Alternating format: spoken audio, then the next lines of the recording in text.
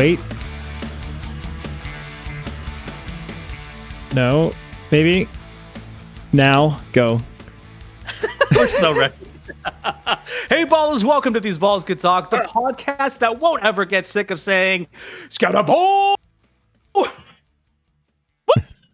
This is Mark along with John and our producer Pete, and we're getting ready to discuss the latest in sports, tech, and pop culture. And if the you Giants. Like what you see, please like us or hit that subscribe button, or as someone on the show likes to say, tickle that little bell. Someone is Mark. Joining us tonight is a man who was a former college tennis and soccer superstar. And also, I just, while we were in the green room, just found out that you guys remember Sadie? That was his coach back in the day. Really? Awesome. Worlds collide. Peter has also won, and this is true, maybe not, 94,058 kickball championships. Please welcome to the show, Mr. Peter Pond. What's going on, Peter? Hey, how are you guys? Thanks for having me. That might be an exaggeration, but it's pretty cool. Sounds accurate. I don't think it is.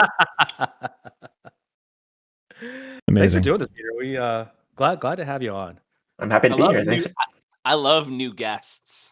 Yes. Yes. All right, let's catch up with everyone. John, how you been? I got to tell you, it's been a real fun week in New York. Been a real fun week. What's that, Yankee fans?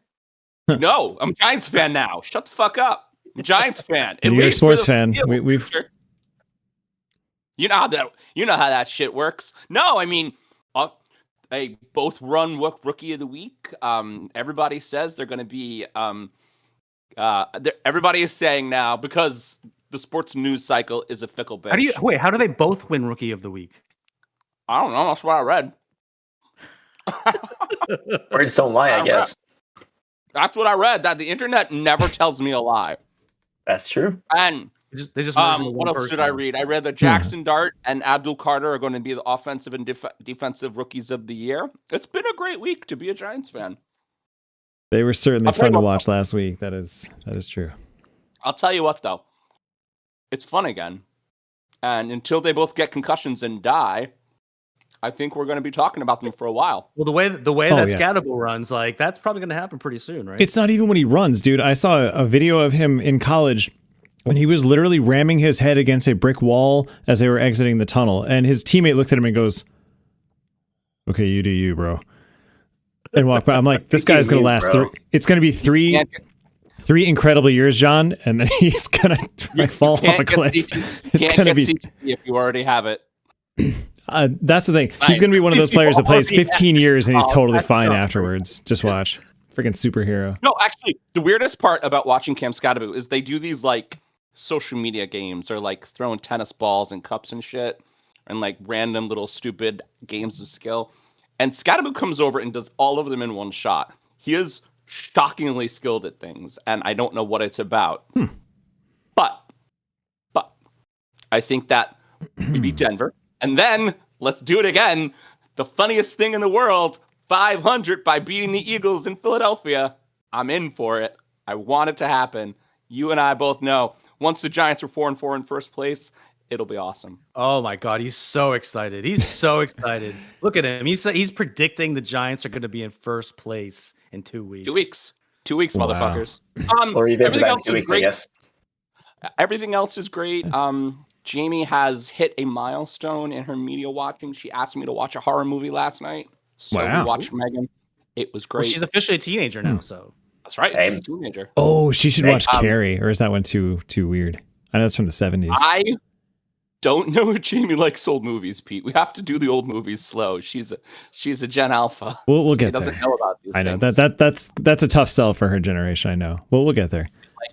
I'm like, we took her to see Tron 2 weeks ago, which was fine. But I was like, the new Tron, yeah. I was like, all right, here are the Tron movies. The first one was made in the 70s. So I'm just going to show you a recap of that one. And then maybe we'll do 2. She's like, can we just do a recap of both of them? I'm like, sure. 2 wasn't that good. Short attention spans. Yeah. Yep. Well, it's not even. Attention span. It's just like, it's a show about it's a movie about computers and in a world that she's never known. So I didn't really try to sell it. It was okay. Yeah. They did some cheesy stuff that I don't think I minded, but apparently it got panned. So Disney doesn't make good movies anymore, I think, you guys. No, something happened. We lost the The magic. animated Yep. movies. On the other hand, I finished Peacemaker, and it was wonderful. Yes. Wonderful. Anyway, Mark, what's going on with you, buddy? Yes. I also finished the most recent season of Peacemaker. I can't wait till the third one. It's who knows how long that's good. Planet is, by the way, for all you non-comic book nerds, is called Salvation. That is a real storyline. You guys are going to really enjoy it. So I am All right. in Vermont right now because I am the officiant to the aforementioned Sadie and her fiance Patrick. They're getting married this weekend. Awesome. We knew about that. Originally, Just we not weren't that it was right now. going to- Yeah. Originally, we actually weren't going to do the show, but found a way to do it last minute. So, Peter, thank you very much for agreeing to do this because Absolutely. Yeah. it's very, very helpful. It's much better when we have a guest on the show. 'Cause people get sick of hearing us. Oh, yeah. we do lots of talking. We At least I talk get sick enough. of John. I'm sure he gets sick of me. No, not at all. At least until we drink enough, and then we're all happy. Yeah, exactly. Hey, salute. Yeah, there we go. Speaking I'm of, always yeah. happy. Pete, what about you? What's up with you? I got my my movie project at work playoff beard going. We're in the home stretch now. So yeah, I've been pretty busy. We're in the last hopefully, we'll see, the last 2 weeks of this movie because I think they're going to run out of time and have to actually put it in theaters if they don't finish the stupid thing soon. It's a horror movie. That's about all I can say. It's going to be pretty badass. I hope it's going to be really bad, but it's going to be awesome at the same time. We're making sure there are parts of it that are as scary and gross as possible. So, Peter, to catch you up on what Pete does, he does a lot of visual effects, and he's done a couple M. Night Shyamalan movies. In fact, Pete, you want to actually list off your IMDb page, the best Oh God! why you're going to get a nerd Oscar one day? Top 5, Pete. I don't know. Let's see what it says I'm known for. Like if I search myself, I haven't done this in years, so let's see. Do you keep your You know what? IMDb up to date? Craig Cabin in the supposedly Woods, I does. think, is a pretty good one, right? Let's see. It still has me as Pete also You used know to what? work on some Marvel movies back in the the day. funniest thing. Okay, so here are the 4 things that I'm known for. One of them I pretty much worked on like one shot of, and 2 of them were from my previous job, and the third one was for a show that I did work a movie that I did work a lot on, but I wasn't the supervisor on. So none of my supervisor have? credits are here. So I'm known for Triple Frontier, which is back in 2019. That was the one with like Oscar Isaac, Pedro Pascal. Who the heck is the other guy? Damn it. The guys in Dogma. Both of the names are escaping me. Ben Well, your Affleck. credits Ben Affleck. I got there. Your new credits are on here, And buddy. Charlie I see Hunnam. them Yeah, no, I right know. now. But this is what they're known for. So Really? Caddo Lake, which is Oh, are you one on that- IMDb? And that's Sonic what the it's saying you're Hedgehog, known yeah. for? So no, it's got me for The Runarounds, Caught Stealing, Honey Don't, The Phoenician Scheme, Eddington. That was a big one that I worked on with Ari Aster directly. That was tough, but I'm glad we got it together. I think it came out pretty good. Outer Banks, I've done a bunch of seasons of that. Sweethearts, Smile 2, Caddo Lake. I don't remember half of these. Wolves. Oh, honey, don't. Very cool. Yeah, that was fun. I don't remember half. I worked a little bit on that one. We worked on sticking the fork in through the guy's chin. It's pretty fun. 2D and a supervisor. bunch of other stuff, Sound yeah. like you did a little. Yeah, 3-Body Problem, The Idea of You, If, that was a good one. The Watchers, Avatar, supervised that one. Love that, sorry. Drive-Away Dolls, Mean Girls, Dead Ringers. All little right. So anyway, a bunch of stuff. I'm gonna stop. Anyway, it's Pete's done fun. stuff. It's a job that though it keeps you so busy that you can never actually like zoom out and think about what you actually worked on because the second you're done with one thing, it's on to the next thing. So a media job then. Yeah, basically. Yep. Congratulations. This is your dream, Pete. You're living it. Yeah, it's tough, but it's fun. Hey, everyone. Why do the Falcons need to have a fire extinguisher on their sidelines? Why, Mark? Why, Mark? Because Bijan Robinson is It's time for You know what I love there? It clipped out when you went so that could have been any F word. Aw. Condolences, Pete, for Bijan Robinson burning your house down. During this segment, Pete will spin the wheel and we'll randomly select a question for our guest to answer. Are you ready, Pete? Not after the Bijan Robinson drilling, but yeah, sure. Bijan down. It's Bijan, Boy. you guys. Bijan. You got Bijaned. I know. All right, here we go. So your first question, Peter, is what's a habit you have had since childhood? Oh my god, is it gonna be good or bad? Either. Whatever you want. A habit. Oh my god, a bad habit. I love to bite my nails. It's awful. I do that. I need to stop. Oh, I thought you It's said like- bite your nose. I was like, Why? how is that possible? Oh, nails. Okay. Yeah, I bite my nails. Why do you need to stop? I don't think you need to stop. I Because find my nails. it makes my hands look like shit. It is all these hangnails. I start bleeding. It's the worst. Can I tell you this thing that has been in my head for a while? I'm generally I'm a fairly healthy human being. Like I'm rarely sick, and I think biting my fingernails has something to do with it because it catches all of these dead viruses, Oh, no. and my body's building these antibodies now.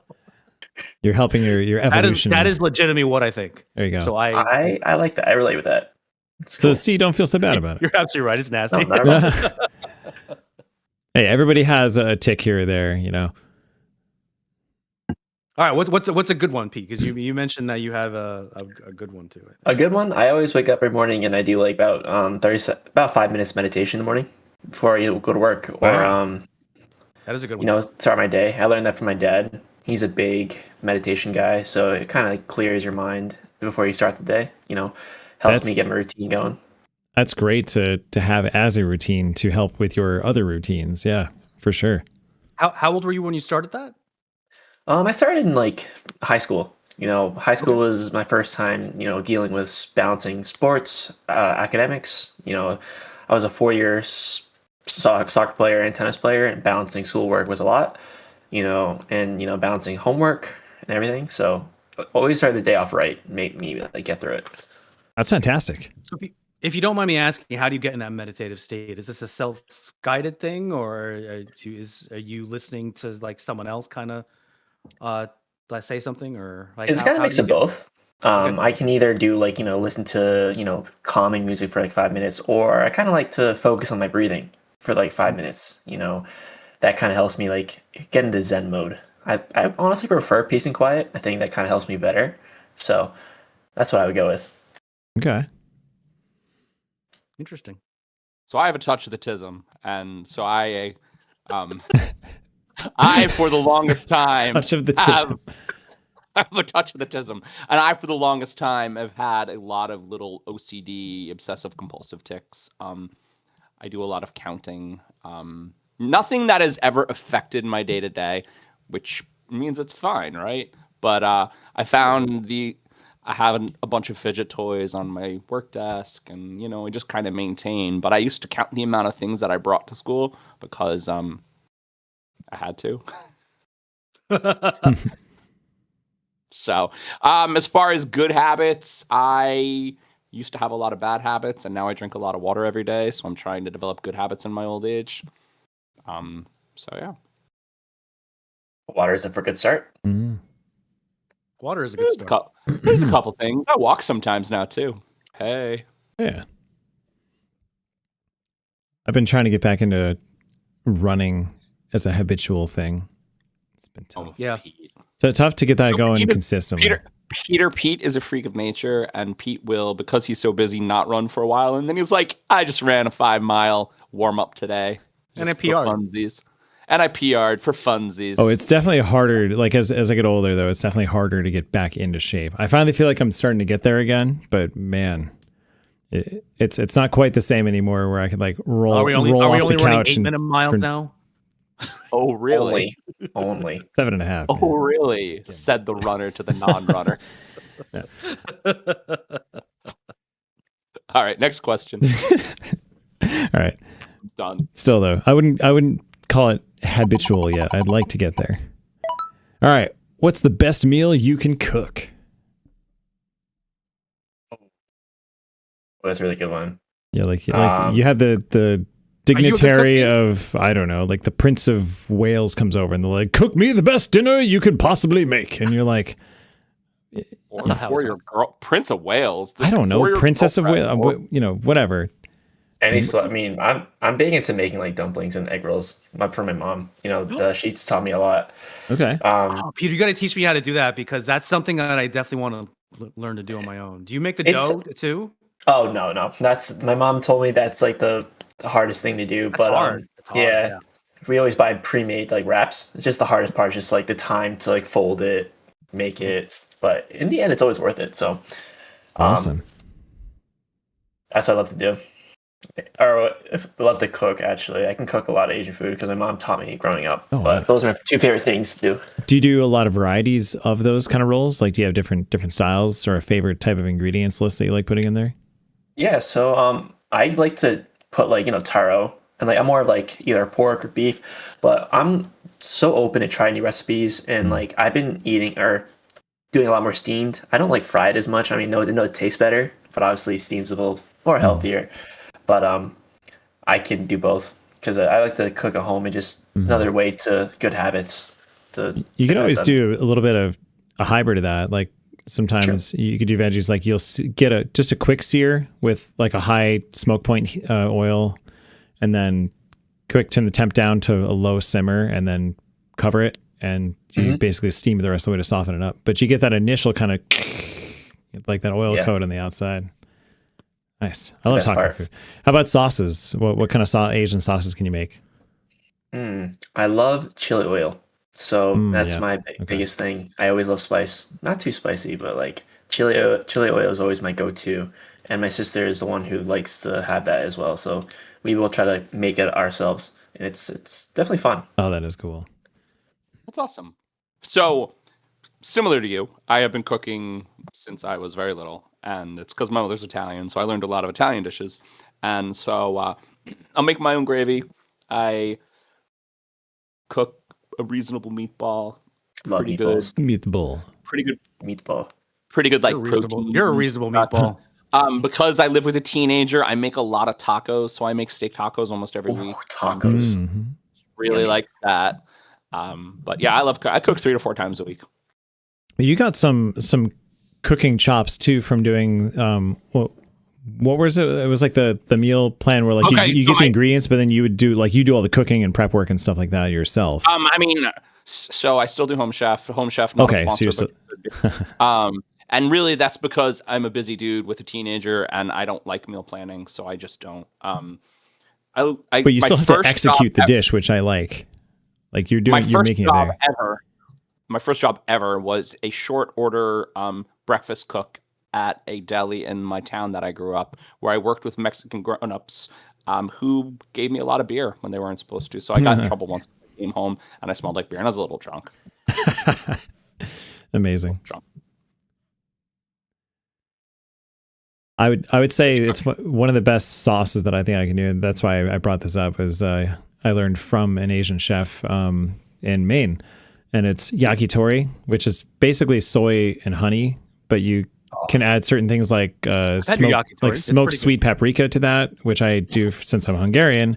I always use the stuff from Szeged, as Jeff would say it's pronounced. I think he actually lived there, so he would know. For like 2 years. Budapest, yes. But he went to Szeged and checked that out. So their paprika is amazing. So do that, like crushed black pepper, a little bit of garlic and onion powder in there, and just the right combination. Sometimes you use oyster sauce, a little bit of that, and a tiny bit of sesame oil to round it out if you want to turn it. And then you can add either like the chili sauce or the hot pepper relish.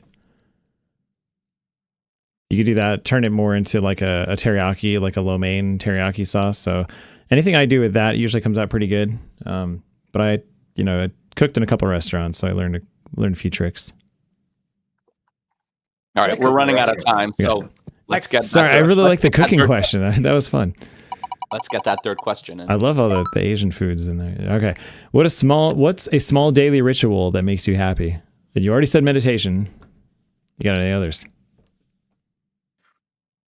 Getting some fresh air, like taking some nice, like deep breaths outside. Yeah. I know, like as a school teacher, I don't really get a lot of time outside. So whenever I have the chance, I like take a step outside and take a couple breaths. What do you teach, Peter? I'm a 6th grade math teacher. Rock and roll, dude. That's awesome. Yeah, it's a hit or miss. Awesome. Oh no, that's great. I'm sure there's some days where you truly feel like having an adolescent. Thank you for your service, truly. Thank you. It's my second year this year. I was a brand new teacher last year, so this is my year 2. I love it. Nice. Jamie, congrats, man. Jamie's in 8th grade right now, but got into Regents math, so she's taking 9th grade algebra as her math course this year. I love that. Love algebra. My favorite type of math. Mm-hmm. So what did you learn from your first year that you're not going to do in your second year? Get hurt. Oh yeah. No, in all seriousness, just story, please. Before I get into that, show code, bro. He's gonna tease just taking work home. You know, my first year I would like take like grading stuff home and do extra like to get ready for school, but I learned that it takes a lot of your energy and it's not really worth it. So I get to school and I leave like contract hours. No, it's too much. It's fair. It's amazing. Like I have a lot of teacher friends, and it's amazing how much they work outside of the classroom. It's a lot. Like when you break it down by the hour, like they get paid below minimum wage. Yeah, it's truly an underpaid and underappreciated job. So we salute you and respect your contribution to society. My small daily ritual that makes me happy is coffee. One word. That's it. I'm done. I made it for last question. I have actually started making cold brew pretty much everywhere I go now. So I have cold brew at home, and I recently started making cold brew at my real estate office too.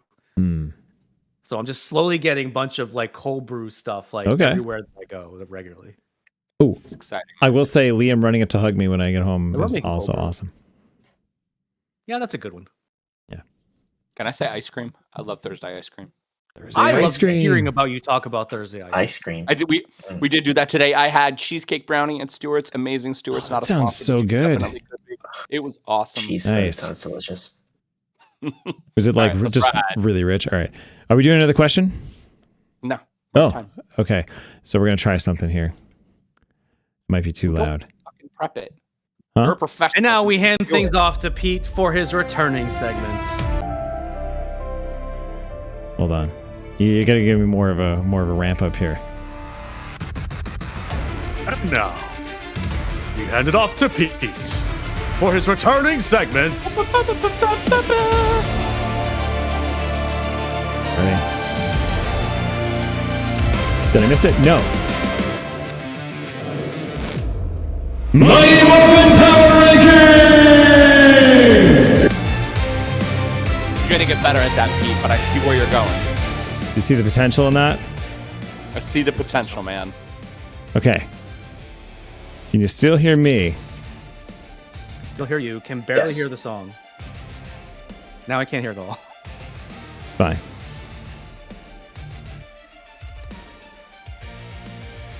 By the way, so in case anyone's confused right now, we created an AI song for Pete's segment. We did. So this is the Power Rankings song, which I'm just going to put on like loop, I guess, because I'm not going to have time. All right. Sorry, guys. We will get better at this. I got to make this a little more streamlined, but you know what? It's fine. So, guys, this week in Power Rankings, we have a new number 1, and damn, they are fun. Congrats, Baker. Your team looks like how I wish Josh and the Bills looked right now. Fuck the Chiefs. They look depressingly inevitable. That's my word for the Chiefs. Depressingly inevitable. The Eagles tumble a bit, but they hang on the top 5 due to pure roster talent and potential. Moving on to... hello there, Colts. You sure you're in the right room? Damn, they just kind of keep sneaking up there, don't they? The next big moves are the Patriots and Bills rising and falling 7 spots, respectively, to swap places. Welcome back to the top 10, Drake May. Can we have Diggs back now, please? The Bills have no answers at wide receiver, an OC that is both too cute and predictable simultaneously, and the worst safety group in the league by several astronomical units.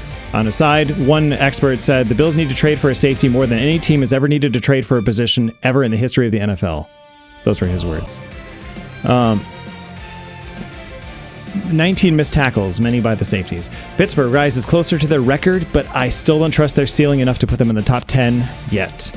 Our last big move here is those plucky Giants, led by 80s here we go. Led by 80s action star QB Jaxon Dart with his gutsy performance and his sidekick Cam Skattebo slaying last week's number one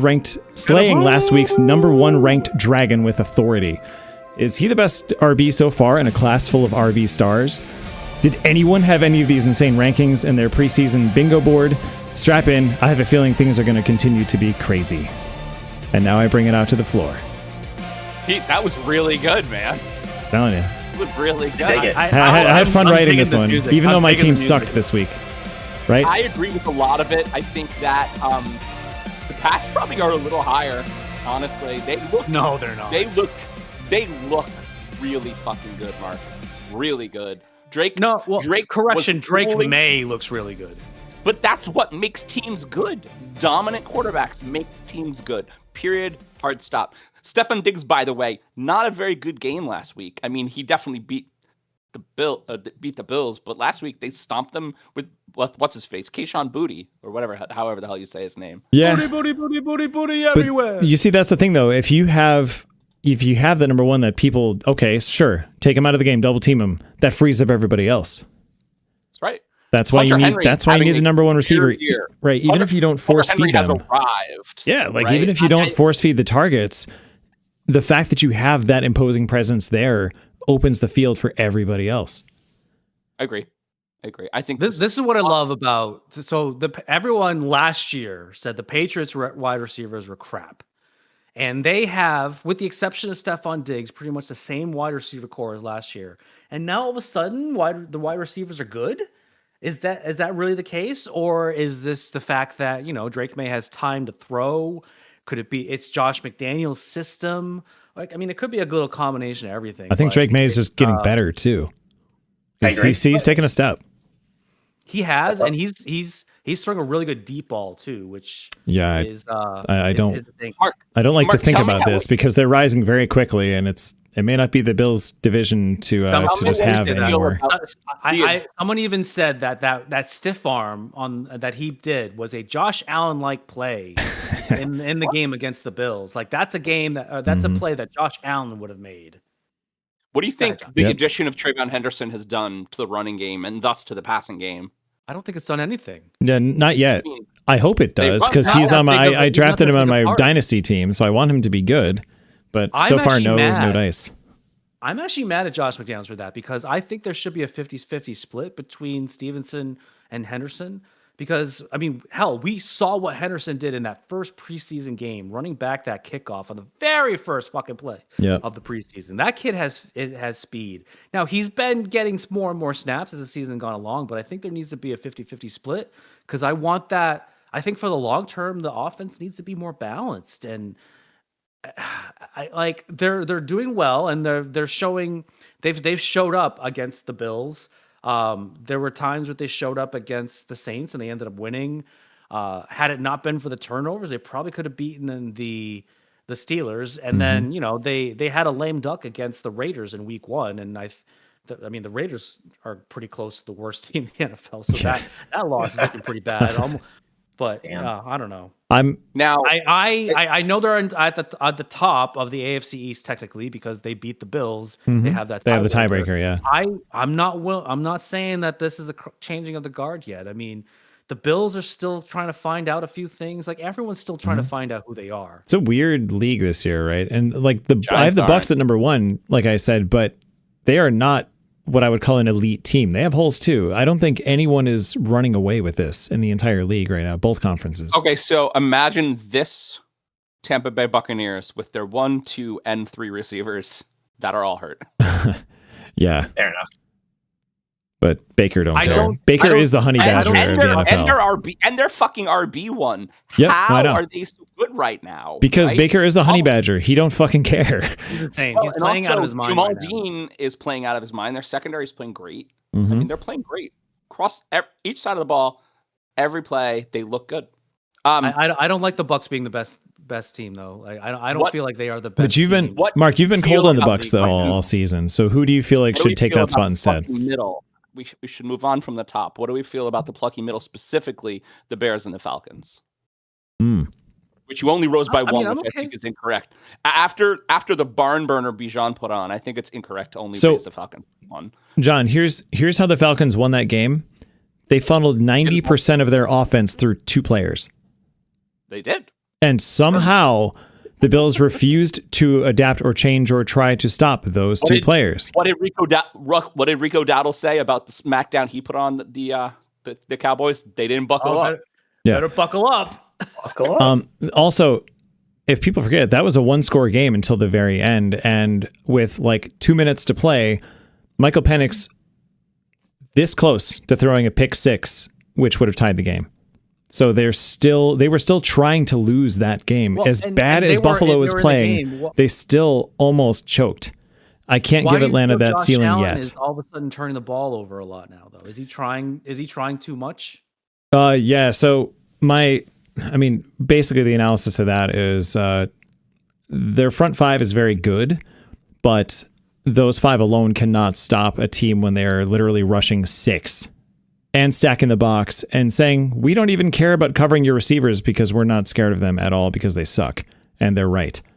So basically it was over 60% of snaps and over 70% of them in the second half were all out 5 and 6 plus rushing blitzes by the Falcons. And guess what?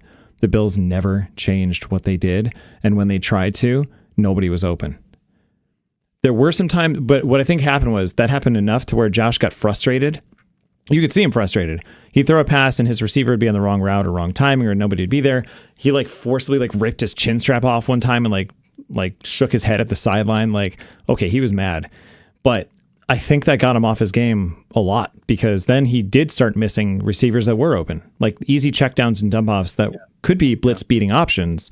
He wasn't taking. So then it all just caved in at that point. That's why you had that collapse in the second half. I'm curious about Peter's opinion here. Do you have any opinion on who the best or worst team in the NFL is right now? Not as knowledgeable as you guys, but I'm definitely learning a lot by listening. But I know as you talk about that, it's always a mental game. QB has that mindset, and it can take one small frustration to just crash. And yeah. Peter, don't you think the New York Jets are the worst team? Yeah, that is the only clear answer we have right now in the NFL. The Jets really are bad. And they lost Garrett Wilson. Oh, I know. During the pre-show, Peter and I were actually talking about that's the game that he's going to later this year. November 13th, I'll be there. The Jets and the Patriots. Very cool. It's going to be an ass kicking. I hope so. I hope so. It better be. Right. Peter, do you have good seats? Do you know for that game? I think we're I think we're in the upper deck. Like the 300s? No, low. I think we're 100s. Oh, and just to say it, because I want to say it more. Ryan Spider-Man Burns did heart one of my comments today, and it was. Yeah, you're the only one that cares about that, Pete. It's awesome. Peter, by the way, that is a Giants player, of which we don't know if it's the real Spider-Man Burns, but John's gonna think it is. Guys, I will say the official blue stack on it. The only rating, the blue sticker and everything. I have a question for you guys though. The only team that I had trouble rating tonight or last night, when I did this, the 49ers. What the hell do I do with them? They're so well coached, but they're so injured that I'm just literally, if they lose, I raise them up 4 or 5 moves, and if they lose, I lower them 4 or 5. If they win, I raise them 4 or 5 because I don't know what they're like a rubber band. The what? Mac Jones doesn't care about that shit. No, he's also he's having a resurgence, but he heard your fan fiction and he's into it, man. He's into it. He told me. I mean, that's whatever it takes. I think losing Fred Warner is going to really hurt them. I do like. I should have put I don't know if they can really stop anyone. I should have put that in FanDuel. What are the odds that Mac Jones would start and win a playoff game at the beginning of the season? How much you put in? What does $50 get you for that? $50 that probably would have gotten you at the start of the season. Grand. right? Like a lot. Oh, I should have put some money down on that after Keep that in mind episode. though, when Brock Purdy becomes healthy, he's going to start again. It's Brock's team. I think it'll be easy. But how long will at he the stay very healthy? minimum, at the No, very I'm just kidding. minimum, because That's- I'm paying so much fucking money to be Mr. Irrelevant, which he is again. Yep. Because his toe fell. It's gone Because his full toe circle. fell off. All right, we're out of time. Final Okay. thoughts. Any guesses on what's going to happen next week? Because I don't know. There I is got no nothing. clear favorite right now, but I think there's definitely a clear worst team. Yeah, the only thing we know for sure is the Jets really, really suck, and that's all from learning from week Skattebo's 6. Gonna hurt And the some only more reason why the people. Dolphins Yes. aren't worse than them is because the Dolphins beat the Jets. Yep. True. And we're gonna talk about Mr. Ken some more. Oh yeah. All righty. All right. Thanks, guys. This has been the Power Rankings. Yeah. Mighty Morphin Power Rankings. Get your title right, Pete. Well, to you guys, yeah. Mighty Morphin Power Rankings. We would like to thank one of this week's fake sponsors, Chill Pill Plus, the meditation app that swears at you until you calm down. Chill Pill Plus, from your inner peace, motherfucker. Would Pete approve of this meditation technique? That's what I want to know. It's an app, That's a man. good idea. I'll have to check it out. I love it. By the way, I actually I did not use that word for word from ChatGPT. I'm the one that actually made that tagline. Oh. I love it. All right, next topic songs. These are, I may have done this before. These are songs from 1991. Ooh. That's me in the lake house. That's me in the spotlight, waiting for first topic. Trying to keep up with you, and I don't know if I can do it. Oh no, I've said too much. I haven't said enough. Nice. I forgot that was 91. So the NFL trade deadline is approaching, and some experts say that this may be the busiest trade deadline yet. Players that are rumored to be on the trading block are Kirk Cousins, Breece Hall, Alvin Kamara, Jalen Wright, Chris Olave, Jacoby Myers, Tyler Lockett, David Njoku, Trey Hendrickson, Cameron Jordan, not Jordan Cameron John, Bradley Chubb, and many more players on underperforming teams. In a season where there's no clear favorite, one or two big trades could be the difference as teams are trying to find their identity this early into the season. So everyone, what NFL trade deadline moves should be made for our teams, if any? Some of those are we some need big a- names. Some big names. Giants need a WR1 clear as day, and they're going to probably go get one for Mr. Jackson. So who'd And you want? I heard that either Jacoby Myers or Jalen Waddle was very high. I don't think that now that Tyreek is hurt, the Dolphins will be willing to deal Waddle. I would like eiteither of them. He's honestly. still fairly young too, so I don't. He's young and he's a little expensive, but Yeah. imagine if him coming in and shoring up Dart's options, right? Because right now it's Wan'Dale Robinson and Theo Johnson, and that's fine, and it's them running, which is awesome. He loves and it's Theo fun to- Johnson.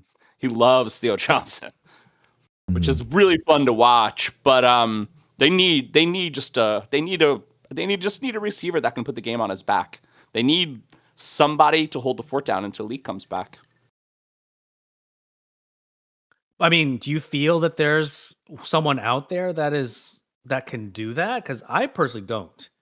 I mean, I would I don't literally. Nobody's going to replace Malik Neighbors. I'm saying we need somebody who's better than Wan'Dale Robinson. Yeah, you need a legit WR2 Yeah. for when Neighbors gets back. And I think Do you feel they'll pull that trigger? Will Joe I think Shane they will. actually pull they're up that really trigger? excited. I mean, they were talking to Jacoby Myers, I think, this week in New York. So I think that is the closest one. I think there's going to be a fire sale in a lot of teams, and the Raiders are going to be one of them. I think Max Crosby is probably going to get traded, and I know Pete would probably love to see him on the Bills. That was a target that I thought they were going to go for in the offseason to attempt to trade. But the Raiders had ideas that they were going to be awesome and gear up, and it has not manifested yet. So, yeah, I could see that being a potential, like, oops, we screwed up. Here, take this trade. But I mean, if we look at teams that are supposed to be good but aren't, I'm looking at like the Cardinals and the Bengals and the Cowboys. They have a lot of really pricey players. So Yeah. I don't. Jerry Jones still thinks that the Cowboys are a good team. So, I unfortunately don't see any of them breaking down the shop and rebuilding it. So I think Breece Hall will go. I think that's for sure. Now that the Jets have completely fallen apart, I think that's for sure. That'll be a big trade, and maybe Breece will be good again when he gets on another. I could see that. Breece And I mean, is fine. He's just on a terrible team. Can't be good on a terrible team. Just like fantasy, man. Got to score touchdowns multiple times, and yet you've been proven wrong so many times. What about Yeah, Sauce Gardner? Do you think he's a Jet Bijan for Robinson life? again was like what was he, like the second or third best running back last year? And the Falcons were a terrible team last year. Okay. You see him this year, right?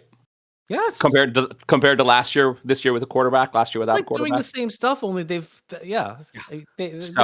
throwing a little bit better. Kyle Pitts is good now because the Falcons don't suck. Is Kyle Pitts good? He's all right. He's better. He's better. He's getting like 5 to 7 points a week instead of like 2, so that's better. He's better.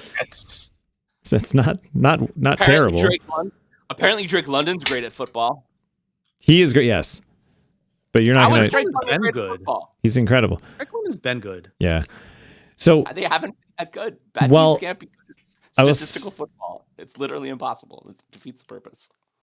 Go ahead, Pete. I was going to say, while Max Crosby would seem like an enticing option, I actually think I want to see what happens with when Michael Hoyt and Larry Ogunjobi come out of suspension for the Bills, which would help shore up their D-line. And their draft pick, Deion Walker, is like actually coming along very well. He was like wrecking stuff up the middle. He was the only good defensive player they had last week. And Ed Oliver's getting healthy again. Greg Rousseau's getting healthy again. Somehow, knock on wood, Joey Bosa has stayed healthy. He just hasn't had any help. Don't So- You guys say it. have, with the past 2 weeks, though, you guys have a pretty susceptible run defense. And Ed Oliver was healthy last week. It's giving a big plays, but the problem is not on the D line. The problem is the linebacker and safety play big time. The middle levels and back levels of the defense are terrible. So I would rather take a safety. Greg Rousseau, by the way. He was hurt. Oh, he was hurt. Yep, it was an undisclosed injury that he was dealing with for like the first 4 weeks, and now his pressure rates and all that stuff are getting much better. He had a I think like a shared sack. He had a couple tackles for loss, and he blocked a field goal this week. Some bright spots in the defense in the second half. Now. But no, I want the Bills to trade for either. Well, they need a wide receiver. Give me Chris Olave. The Saints suck. I want a number 1 Is Olave better than all your other wide receivers, though? Yes. combined. Yes. Oh, come on. Yes. By a long shot, Mark. By a long shot. Our best wide receiver would be a WR3 slot in any other respectable team. I have been saying that literally for years. That Khalil Shakir is an average wide receiver, literally anywhere else. Shakir is a very good slot receiver, but that's usually like your third option. Keon's not smart enough still. Keon's not good enough or smart enough. No He's offense, just not Keon. smart enough. Yeah. He's not smart enough. Well, and they doesn't- use him. They use him wrong as well.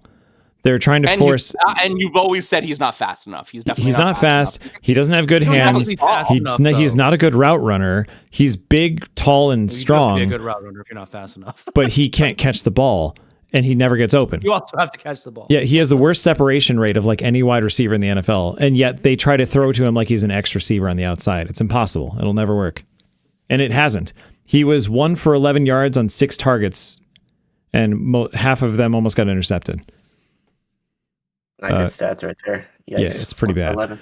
So give me Chris Olave and give me. Aaron Rodgers almost. I mean, if I'm just shopping here, I'll take Woolen from the Seahawks, the cornerback. That's decent, but they just kind of fell out of favor there. He's looking for a trade potentially. You're not Can we shopping. talk about you have to give up players. Can we and talk get about up. JSN, by the way? JSN has been a beast. He's legit good.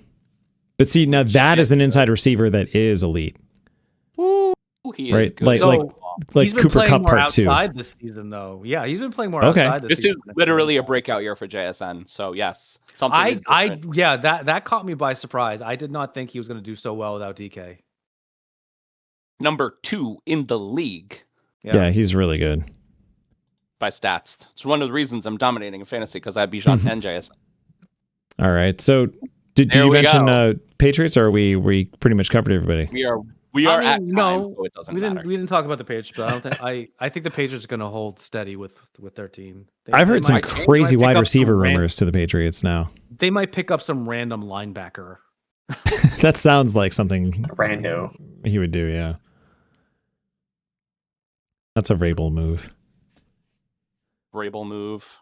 Sing me a song, Mr. Mark. How easy it would be to show me how you feel. Next topic is all you have to do to make it real. Then you wouldn't have to say that you love me, 'cause I'd already know. Nice. Did I clip? That was 91. Clapton is timeless. So guys, because I really want to talk about it. Let's talk about Cam Skattebo. So Cam Skattebo now has 3. Skattebo? Skattebo? Okay. I love the Ric Flair references he makes. But anyway, Cam Skattebo now has 338 rushing yards, 5 touchdowns, and an average of 4.1 yards per carry. On Thursday against the Super Bowl champion Philadelphia Eagles, he carried the load, running for 98 yards and 3 touchdowns, and was virtually uncatchable after contact, as about 79 of those 98 yards came after contact. The Baby Giants are leaning hard into a physical run game, and I fucking love it. So, does Skattebo's style fundamentally change how defenses will approach the Giants? And in a league leaning towards speed, spacing, and RPOs, can a power back still tilt the balance, or will defenses just adjust? Those are some excellent questions. Those are good questions. So I feel like a power back can still succeed in the NFL. I mean, he got 3 touchdowns last week. Well, and I think the thing that was really interesting, especially about that Chiefs game, is that there was clips all week of people making choices not to get run over by him. Yeah. In the pocket, kind of just like throwing a little shoulder, not wrapping him up, not getting totally. There was a guy who had him in the open field, and he just didn't even try. He was just like, "Nah, it's you, man. It's you.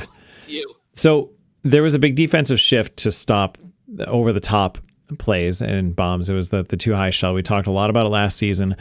Defenses have kind of adapted more to that, stopping the big play, and you can't go all in on stopping something without giving something else up.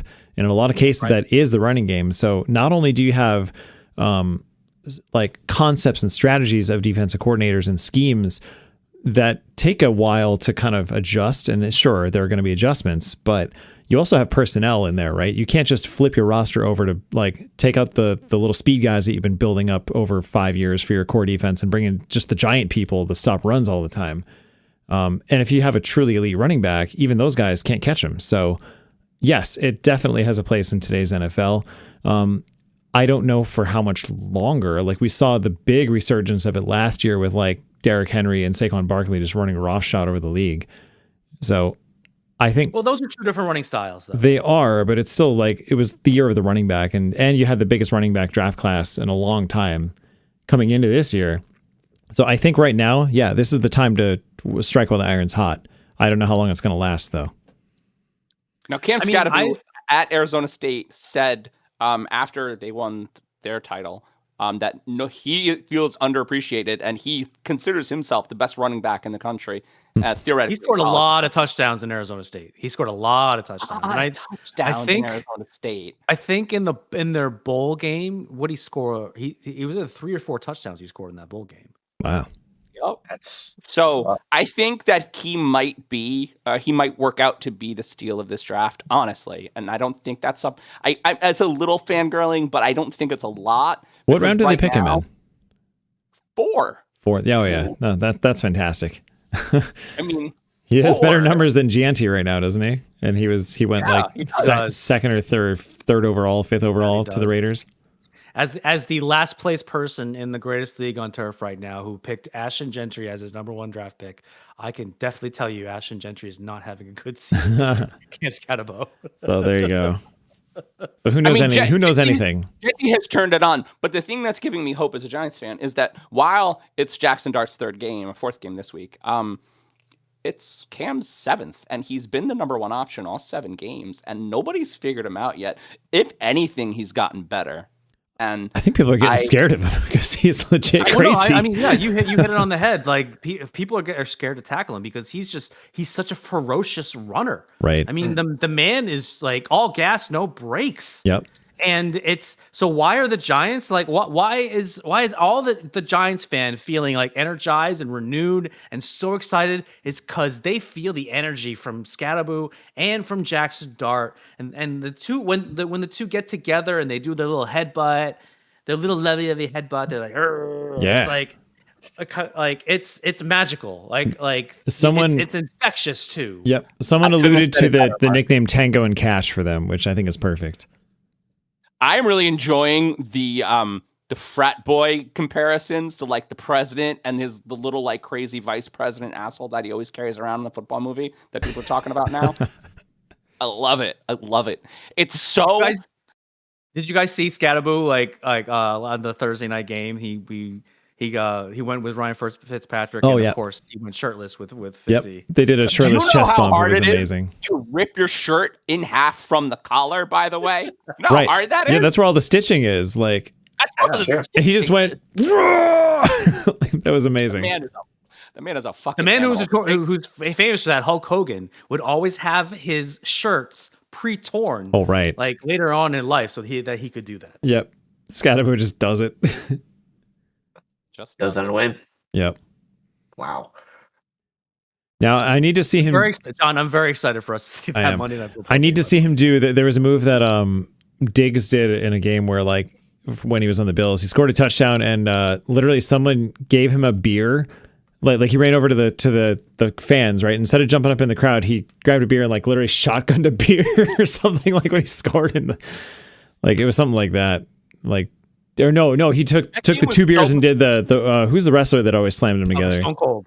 Yeah, no, he did the Stone Cold with the 2 beers.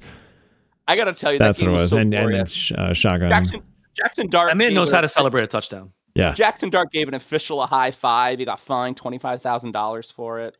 He got fined for high-fiving the ref? He did. Oh, come on. I did remember seeing that reference. Oh my God. I don't even know if that was on purpose. It's the no fun league, but yeah. I gotta tell you, you're only allowed 2 pumps of your pelvis in the end zone. Do you do the third? That's a fine. No, see, oh my God. He's not. They literally took. That was a Key and Peele skit. Speaking of no fun, they literally took a Jared Goff touchdown away for literally no reason when the Chiefs beat them. They, on the next drive or the drive after that, the Chiefs scored and the Golden Child did something shitty and they were like, "Hey, it's fine. It's Patrick Mahomes. He's allowed to do shit." Yeah. That's the thing. If you're going to enforce those kind of rules, it has to be unilateral. You can't pick favorites. And literally, and this is a whole different topic that we could talk about, and we're out of time. But like literally, the NFL, none of the refs called that Jared Goff illegal motion thing. Nobody thought it was anything, and New York called into their earpiece and said, "You're gonna have to take that touchdown away." Wow, damn! You hear Goff talk about it? He was just like, "I guess we have to research that more because I thought that we were doing everything right because we literally talked about this play." That's pretty bad when the players didn't even like know that was the thing. Yep. Yikes. What a toss. Joe Flacco is fucking around. Oh, his knuckles are all cut up. They showed him like gluing his knuckles back together in the sideline. He is ready to go. John, I can't believe you don't want to do a side bet this week. You are 16. You're projected to have 16 more points than me, and you don't want to do a side bet. I mean, I don't know. I just have no faith in my team this year. CD is healthy. CD is going to be on a mission this week too. Oh, really? I did just put him in. He went from 45% to 85%. I have him in our redraft league. Peter, do you play fantasy football at all? I would love to play fantasy football, but I have not joined a league. I was supposed to join my school one, but it started when I got hurt, so I couldn't join it. Oh no. Hey, Mark, in a real way, find me one more person. We'll go up to 14. Oof. That's intense. The girls play with 14. They do, yeah. It seems like it's too many. It's too many people. 14 is too many. It's a lot. But hey, I mean, you know, if we do have a spot that's open, give us a ring. Our league is badass, Peter. It's been pretty solid for a couple of years. But I believe it. I believe it. It's a lot of fun. This is a different league trophy, but it looks just like this. This is. Oh yeah, I think we have the same trophy now. We do have the same trophy. Anyway, we're at time. All right. I was humble bragging my trophy. The things you say, your New York pros just give it away. The things you say. It's the next topic. Oh!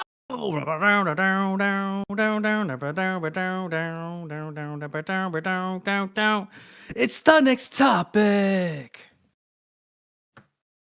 That was awesome. Nice. Oh, they're going to get better. Penn State University has been a treasured college football destination for many players and coaches with an illustrious history. James Franklin had seemingly owned a fairly strong hold on the head coaching job, as he had been there for over 11 seasons. But if you notice, I was using the past tense in that sentence, as the school from State College, PA, decided that they would rather dole out $49 million for their head coach to vacate the premises after losing 3 straight games, including 2 of them where they were favored by more than 20 points. It was a mere 4 years ago when the Nittany Lions signed Franklin to a 10-year deal, knowing full well he couldn't win the big game, but it was enough to hand him his walking papers. So everyone, was a firing of James Franklin justified even with a $49 million buyout? Damn. $49 million. Wow. For a college. Yes. Yeah. Wow. Very expensive. That's college Jeez. football? Oh my Very gosh. expensive. Jesus. I don't know. I mean, it just feels like such a big waste of money. Would you pay $49 million for someone to just go away? I feel like in the pros where you're, you know, like the NFL is obviously a many, many $billion entity, sure, but you know, with billionaire owners. But when you're, I mean, is that just college money? Like, could that have gone to better staffing or classes or some like a building? Right? Like instead of a new science building, you fired a coach. Good job. Yeah. I mean, that $49 million is definitely nothing to scoff at. Like, think of how much that could have gone for NIL for some players and whatnot. Yeah. Like, or, I mean, to something else in the college. It's like, we've developed a laser that can cure cancer. Yeah, but our coach sucks. We got to fire him instead. I think it has a lot to do with how they thought the program was going to go versus how the program went. I mean, right? Weren't they ranked second at the beginning? They were very high. In fact, some people picked them to win the national title this year, even though, again, James Franklin never won a big game in his whole entire career at Penn State. Wow. And so that also just seems short-sighted then to put that much in for the program. They built a new building apparently, and they look sort of hapless. So the story goes, for those who don't know, that he was at a college hockey game against Clarkson. Clarkson still sucks. Heyo. And that's our rival, by the way, Peter. It's a good RPI callback right there. Clarkson still sucks. Mm-hmm. And during the hockey game, every fan of the hockey game was calling for Franklin's firing. And Damn. I mean, college kids are assholes, right? So, and like in a big sports program like that, you don't have a long leash. You just don't. Here's an interesting wrinkle. But you just signed him to a long deal, not that long ago. And you already knew that he wasn't the coach to win the big game. Like, you knew, like, they did this because I think they got caught with their pants down and they kind of just had to. I don't know. I do love to the one of their big targets was the head coach at Indiana University, who has been the same conference, been the Big Ten, and has been blowing up. And so as soon as as soon as that coaching vacancy came about, Indiana decided to sign Cignetti to a 8-year deal or 8-year extension so that he's there for the long term. And his salary went from like $4 million to $11 million. Mark, he was 1-18 in Big Ten games. He's a fucking terrible coach. He deserved to be fired. Yeah. And so Wait, what? I guess the question is, sure, why did they hire him in the first place, right? Oh no, he fucking sucks. There's a condition, guys. Apparently, he's just not the coach to get you to a national title. Right. So then, okay. So here's an interesting wrinkle in this. You may have already mentioned this in your intro, Mark. There's a condition to his buyout, and that he must be seeking employment for another coaching job for it to be valid. Who would hire him at this point from this? Do you feel like there would be any market for him? Go out for interviews and whatnot. That's all you got to do. I guess you got to try. Yeah, it didn't say that he had to land a job for him to get the buyout. That's interesting to me. I mean, he's probably got. I mean, all right. If you just got $49 million, do you feel like you're going to have to work next year? Right. I mean, according to this, though, it says he has to at least try. It's kind of like if you're trying to collect unemployment from New York, and if you've ever been unemployed and you're trying to get that paycheck, you had to go through all that form and fill out all the crap with unemployment as well. Yeah, pretty much every state, when you're collecting unemployment benefits, you're supposed to be looking for a new job. Yes, right. You're right. Like in New York, you actually have to log like, hey, I did this interview and this interview, I made these contacts and that stuff. So like, does he have to fill out one of those kind of forms from like the state thing and hand it in and be like, here, can I get my $49 million check now? He probably already got it. No. $49 million to just go away. That's insane. Like, it's just, I can't even comprehend that much money. Just shoe. All right. I think that is probably good. I did not start the timer, but felt about right. Sounds all right. John, you have one job. Mark, there's one song I hope you sing, because I literally cannot sing high enough to do it any justice, but I hope you sing it. It's coming. Okay. I'm a model, you know what I mean, and I do my little turn for next topic. Yeah, it's next topic. I do my little turn for next topic. So guys, you remember a couple of do you remember a couple of weeks ago when we all chose the Ravens to win the Super Bowl? That was funny. After going 12-5. I'm not giving up. After going 12-5 in 2024, off a career year for Derrick Henry and another MVP performance from Lamar Jackson, 6 weeks into the 2025 season, the Ravens are sitting at 1-5 after a brutal 3-17 loss to the Rams and a 44-10 beatdown at home against a sputtering Houston Texans. Franchise QB Lamar Jackson has already missed 2 games with a leg injury, and the former King Henry, okay, I might have actually been wrong, looks cooked. Averaging 3.2 yards a carry, and who can blame them with an offensive line? It was good for 1 year, and you won a championship that year. That's right, I won a championship. Mm-hmm. That has been an absolute disaster. So what's really behind the Ravens' collapse? Is it just health, or did this roster have fundamental cracks all along? Have they hit the point where you start wondering if this core has peaked, or is it too early to bury this team in mid-October? It's a lot of good questions there. I think the roster is just decimated with injuries right now. I mean, and Lamar the biggest of all, but yeah, maybe Henry is past his prime, and they're not going to look the same. But they do have 2 competent receivers on the outside in Shaheed and not Addison. Who's the other guy? Zay Flowers. Yeah, the other one of that draft class that I wish the Bills would have picked one of those guys. Either one, those 2 are interchangeable to me. But no, they still. You mean Rashad Bateman? Rashad Bateman is probably the right. Shaheed is on the Saints. Yeah, we already talked about the Saints receivers. Never mind. Yep, Bateman. So anyway, sorry guys, I'm like Shaheed on the Bills.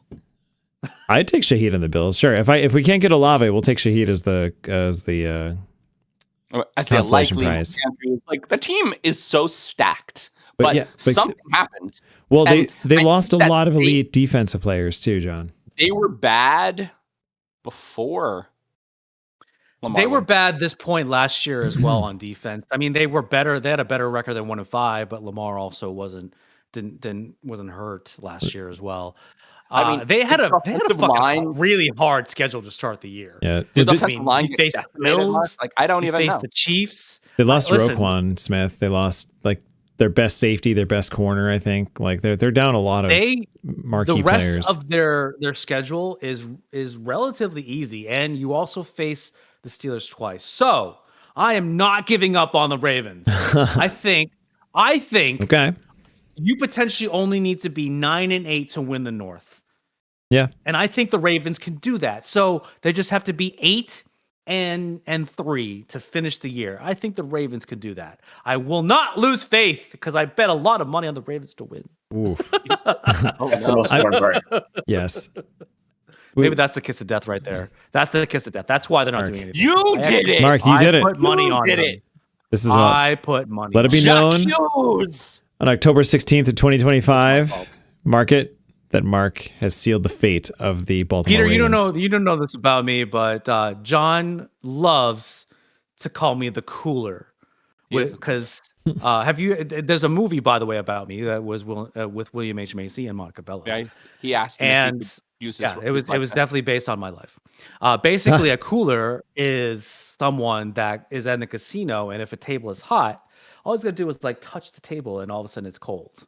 That's what a cooler does. Wow. So Peter, So- I shit you not, there were many moments in Mark and I's adolescence where Mark and our friend Jeffem, hey Jeffem, and I would go to the casino, and Jeffem and I would be at a blackjack table, a random blackjack table, and we would be winning. It would be going really, really well. And Mark would just go on these adventures and he'd leave, but then he'd come back and he'd be like, "Hey guys, let me play blackjack with you."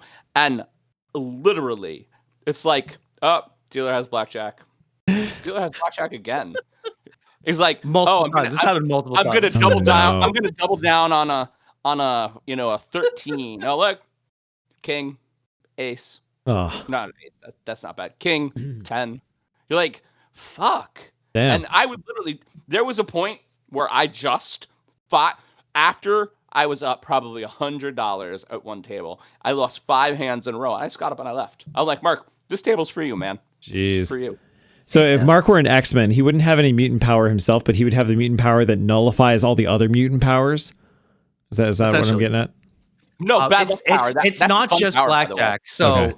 John is a very has been essentially he loves horse racing, and he bets on the ponies every now and again. And the very first time that John invited me to the track to go with him, every time before that he won, and he would win a lot. Yeah. Not The every very time. first time that he took me to the track, he lost. He lost. I lost last That's time. a true story. I have 2 excellent examples of why I am probably the greatest cooler of all time. Wow. So the second time that John was going to take me to the track, Saratoga closed. Like they wouldn't even open. That was That's the first time in like almost 100 years. The track didn't even open. that's a pretty epic Because they were cooling, Mark. afraid. They were afraid of me. They were afraid of me. Oh, and I the mean, other now that I know other- it, you are responsible for the failure of the 2025 Baltimore Ravens. That's all on you. Yep. The Now the cool. other great example. So we got another an great episode example. title, "The Cooler Balls." It was I my believe this was balls. the year my it was balls. the year 2006, I believe. It was a Super Bowl between the Colts and the Saints. And the Colts heavily favored to win that game. And I put money on for them to win. Sure enough, that was the one year the Saints won the Super Bowl. That was the Hurricane Katrina year, though, wasn't it? Or it was the year after? Well, the year after. Yeah, Yes. yeah. So the Saints yeah. had some pretty inspired play, I think, after in the wake Yeah, of that my disaster. mutant power is definitely either bad luck or just nullifying everyone else's mutant power.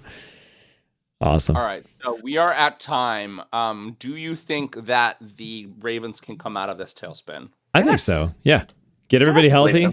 and you'll see them. They could win 8 out of the next Look 11. at their Yeah. schedule. Their schedule, I believe I saw on one of the Well, they're on- programs. They're it's on the bye 5th in easiest 7, so schedule. they get a break. It's the 5th easiest schedule for the rest of the year. Are they 1-5 right now or 1-4? They're 1-5. 1-5. Yeah. So okay. Yeah.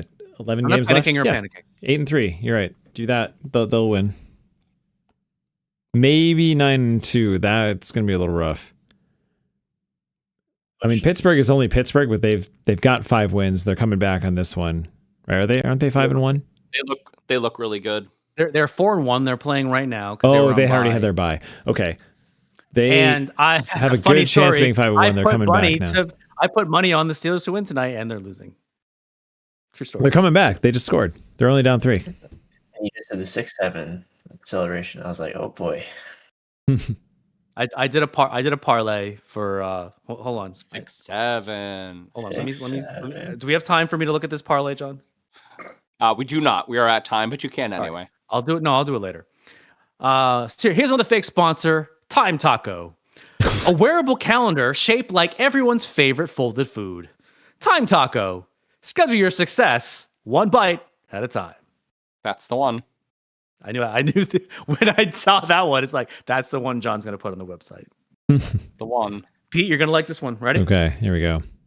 Well, it's too late tonight to drag Nick's topic into the light. We're one, but we're not the same. We get to talk to each other. Next topic. It's a good U2 cut right there. U2, yep. So LeBron James recently made another big decision. His first decision was him unveiling about him taking his talents to South Beach. Now, this one being his 23rd season upcoming, many people were expecting that this particular announcement was to say that it would be his last. In fact, this presumption caused tickets to skyrocket by at least 5 times in price. It was then revealed that he was announcing a partnership with Hennessy, which may have been the most anticlimactic moment in NBA history. Needless to say, fans were upset, and some even sued him for fraud. So everyone, was LeBron's decision a good marketing ploy, or did King James go a little too far? It seems like sponsorship pandering right there.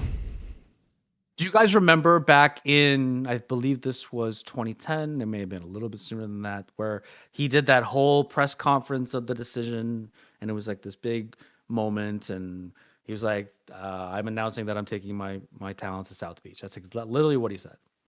But at least that's saying, hey, this is a career change. Not 1, right. Not 2, not 3, not 4. Like, he said he was going to win 6 championships in Miami. Right.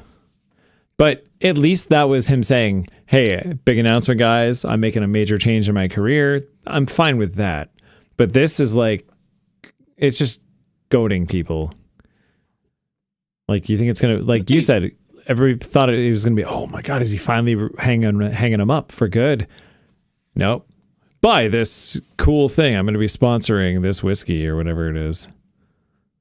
Friend of the show, Hurston Martinez. Yeah, Hennessy. Yeah. Sorry, bourbon. Is just waiting for LeBron James to leave his team because he's a big Lakers fan, and he hates that LeBron is on the Lakers. Hurston, if you have $49 million, maybe you can pay LeBron to just leave the team, just like Penn State. I mean, welcome to Penn State. Bringing it back. Yep. Bringing it back. We're bringing it back. Sorry. Peter, you familiar with LeBron at all? I'm sure you are, right? You must. I mean, that whole debate about him and Jordan, like who was the greatest of all time, right? Yeah, I mean that is a real debate. I mean, I don't have enough information to know. Is it a like, real debate? But I don't have a clear answer for you. But like you're a bit younger, like Peter, if you don't mind, like how old are you? I'm 26. Okay, so for you, like all you knew playing in your lifetime of watching sports is LeBron. Maybe the tail end of of Kobe's career, rest in peace. But like Jordan is probably just this 5 titles.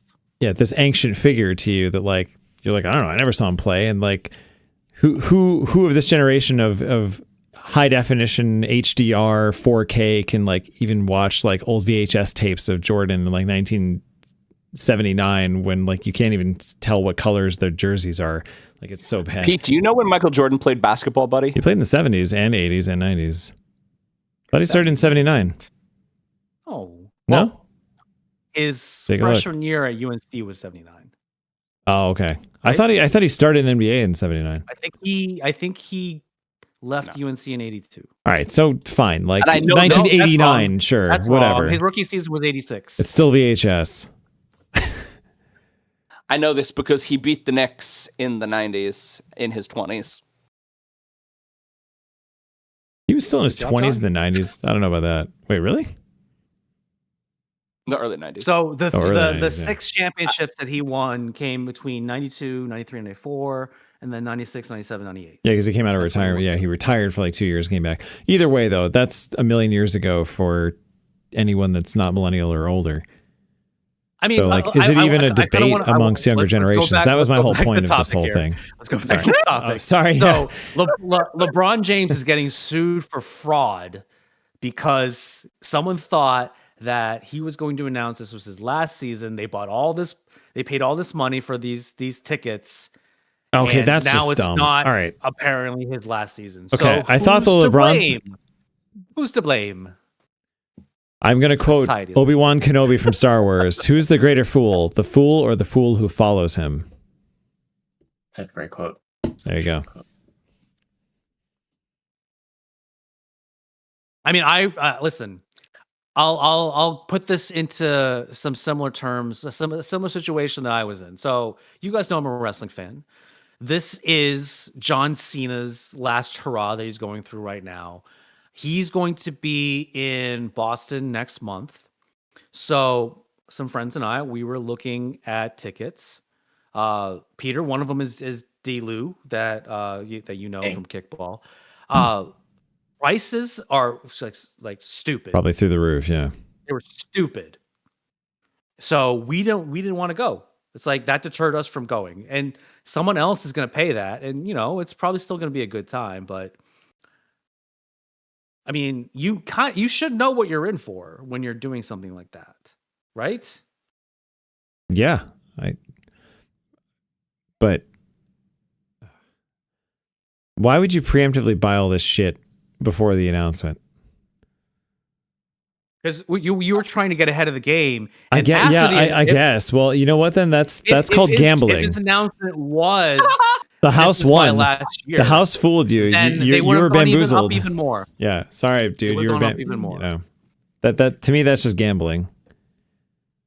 I bet that gets Celtics thrown Lakers out. tickets are probably at least 10 times more than a regular Celtics game. Oh my Wow. gosh. Whew, Oh my gosh. Oh that's my gosh. insane.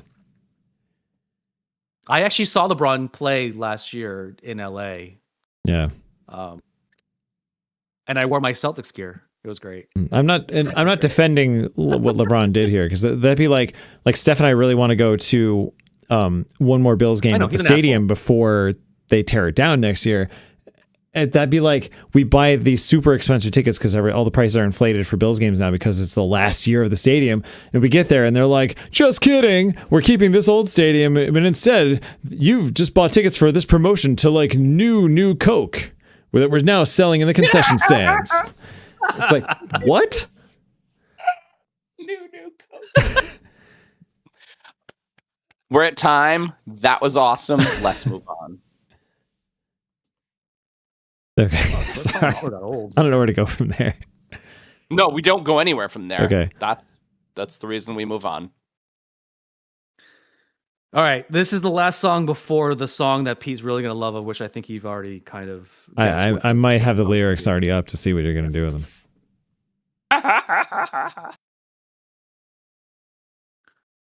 So never mind next topic.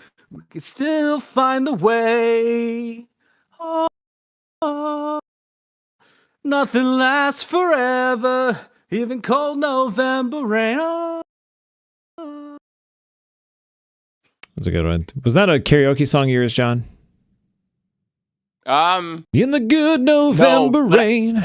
But I sing Guns N' Roses songs because I swear you did that at tenor. Bourbon Street once. I mean, this is Oh, like maybe. this is like 20 years ago, so who knows? We were pretty inebriated those nights.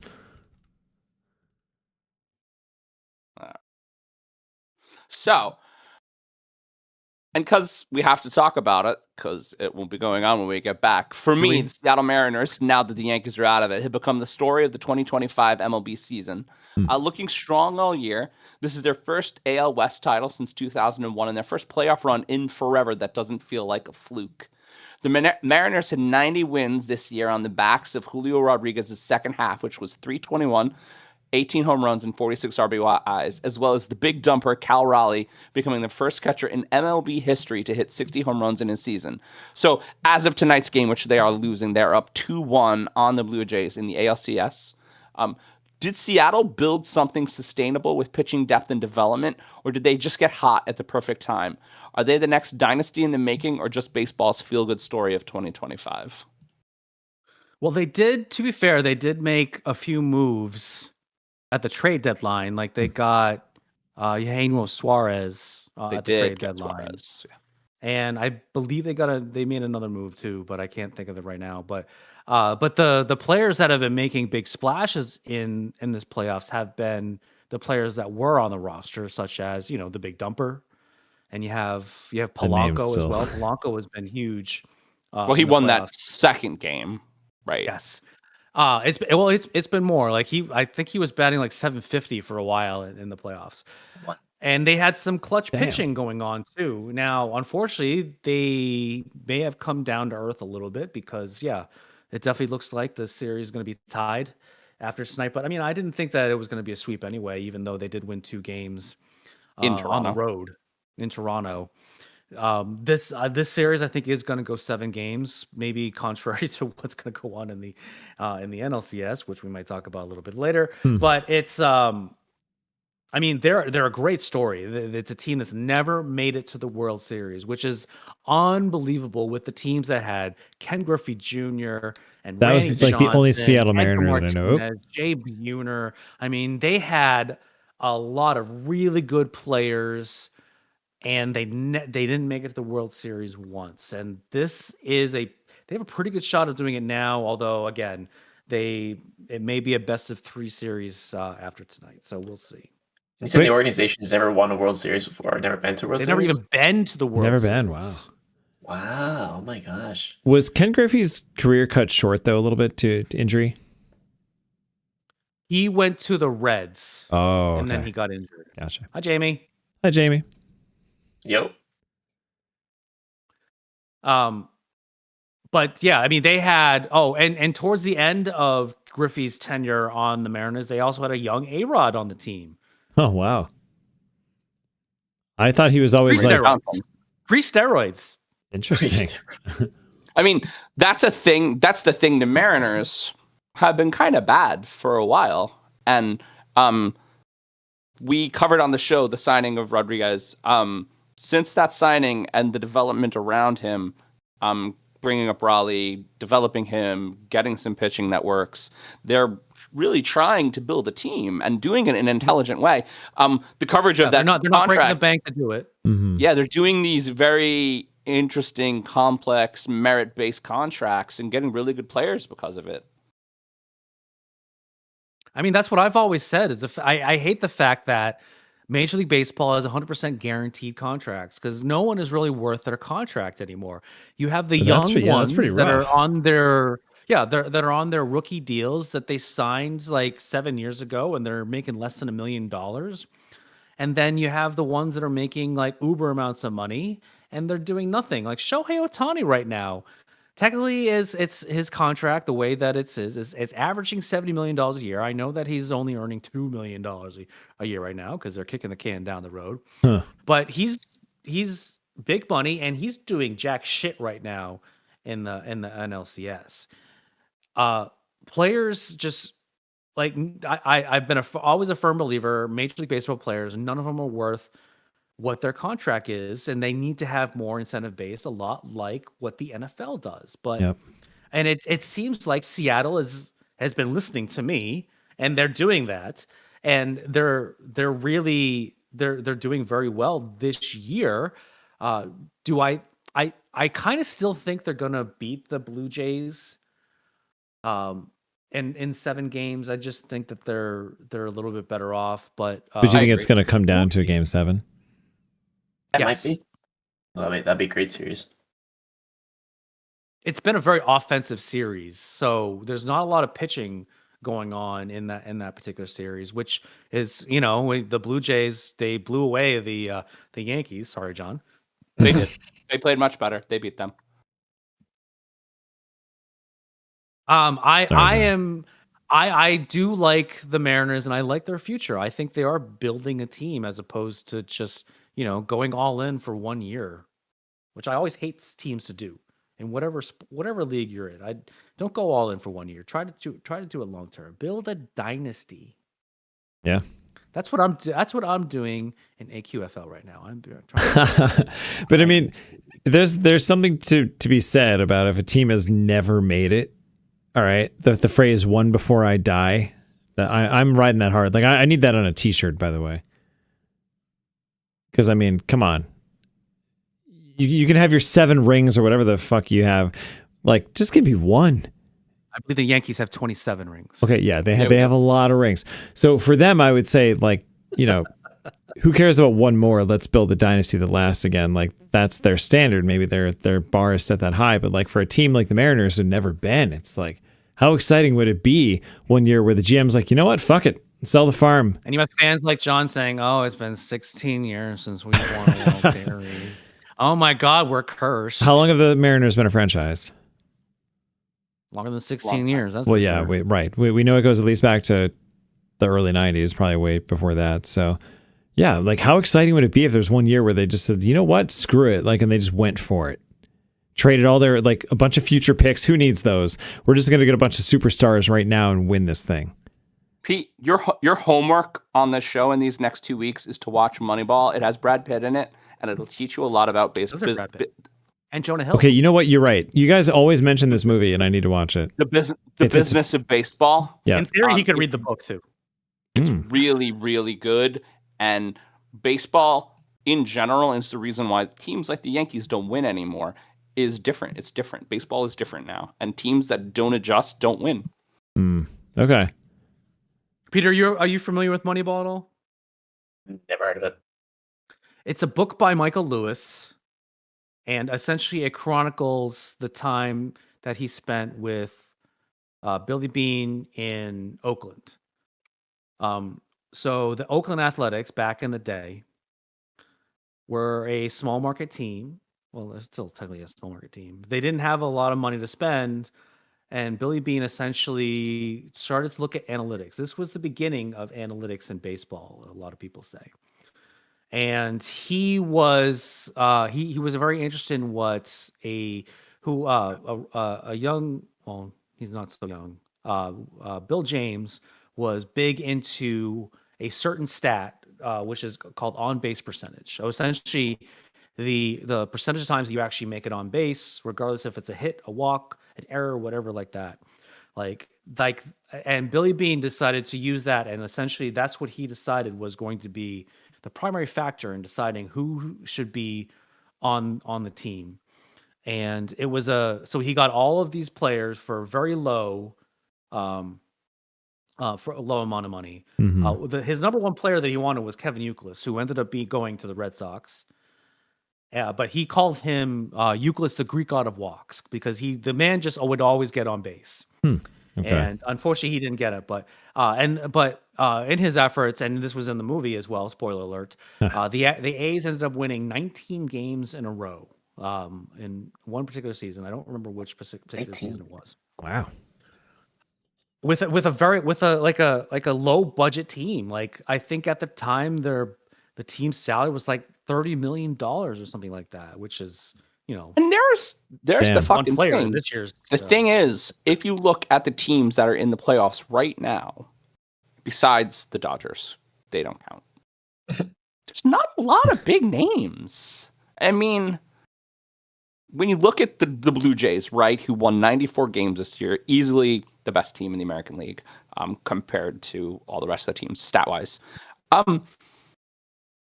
Vlad Jr. and Bo Bichette. Two guys was doing well. Two guys that are household names. Got Shane Bieber. They got Max Scherzer. I did not know this. Max Scherzer was actually going tonight. So he's been. So I did not know those people's names until the playoffs. Honestly, I didn't. You know who Max Scherzer is, though. Sure. But I mean, that's the thing. You need to Bo win. Bichette is Dante Bichette's son.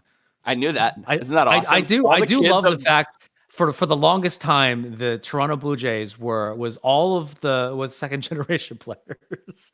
Well, of all the players, Mark and I have been watching baseball so long that all the kids of all the players that we played are now playing. Are now playing. Huh. Anyway, we're at time, my friends. Damn. Go Yankees. Pete, I'm pretty sure you know what song I'm about to do. Ready? We'll see. Well, I don't mind stealing bread from the mouths of decadence, but I can feed on the next topic when my cup's already overfilled. It's the next topic. Next topic. Yeah. Here's the next topic. Next topic. Yeah. I was not expecting that. Song?